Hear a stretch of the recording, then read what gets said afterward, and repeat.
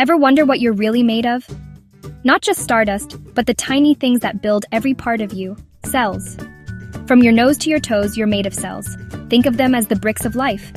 Every living thing, from whales to trees to ants to you, is made of cells. But cells aren't just blobs. They're busy factories, power plants, and communication centers all in one. Each cell takes in nutrients, makes energy, does specialized jobs, and even copies itself. Without cells, there'd be no life. No plants, animals, or people. Understanding cells is the first step to understanding biology. So, as we zoom in, remember, you're about to explore the very essence of life. Let's get ready for a scientific adventure into the microscopic world inside us all. Let's go! How did we discover cells if we can't see them with our eyes? In 1665, Robert Hooke used a homemade microscope to look at cork and saw tiny, empty boxes. He called them cells. But Hooke only saw the walls, not the life inside.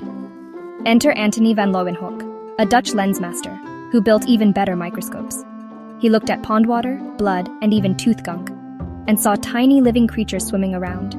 He called them animalcules, the first living cells ever seen. Hooke named the cell, but Leeuwenhoek found the life within. Their discoveries revealed a hidden world teeming with life.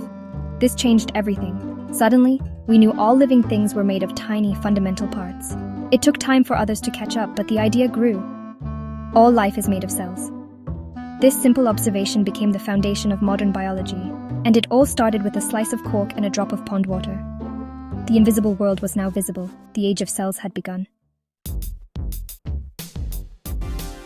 After Hooke and Leeuwenhoek, scientists kept peering into microscopes, and a pattern emerged.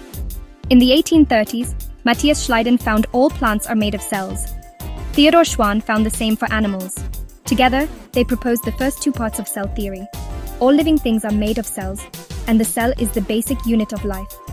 But where do new cells come from? In 1855, Rudolf Virchow answered, all cells come from pre-existing cells. So, the complete cell theory has three parts. 1. All living things are made of cells. 2. The cell is the basic unit of structure and function.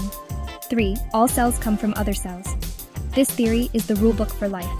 It explains how we grow, heal, and how diseases spread. Science builds on itself, each discovery stacking on the last.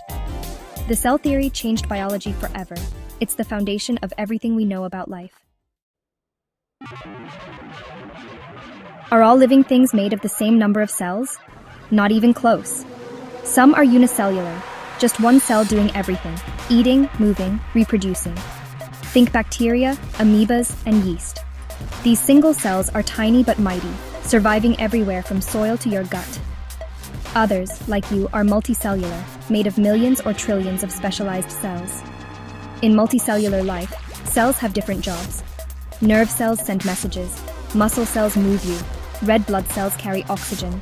It's like a city, with each cell type working together. This teamwork lets multicellular organisms grow bigger and more complex. From bacteria to blue whales, the cell is the common thread. Life's diversity starts with how many cells you have, and what they do. All life, big or small, is built from cells. Imagine a cell as a tiny city. Let's tour a typical eukaryotic cell, the kind in plants, animals, fungi, and protists. The cell membrane is the city's border, controlling what enters and leaves. Inside, the cytoplasm is the city's landscape, jelly-like, full of molecules and organelles. Organelles are the city's buildings and workers, each with a job.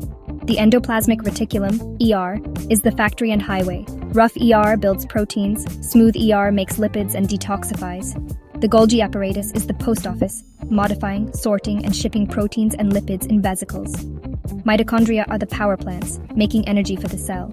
Lysosomes are the recycling centers, breaking down waste. Each organelle keeps the cell running smoothly. It's a coordinated system, busy every second. Cells are tiny, but their inner world is complex and efficient. That's the magic of organelles at work. Eukaryotic cells share many organelles, but plant and animal cells have key differences. Plant cells have a rigid cell wall made of cellulose for support. Animal cells don't. Plants make their own food using chloroplasts, which capture sunlight for photosynthesis. Animals lack chloroplasts and must eat to get energy. Plant cells have a huge central vacuole for storing water and nutrients. Animal cells have only small temporary vacuoles.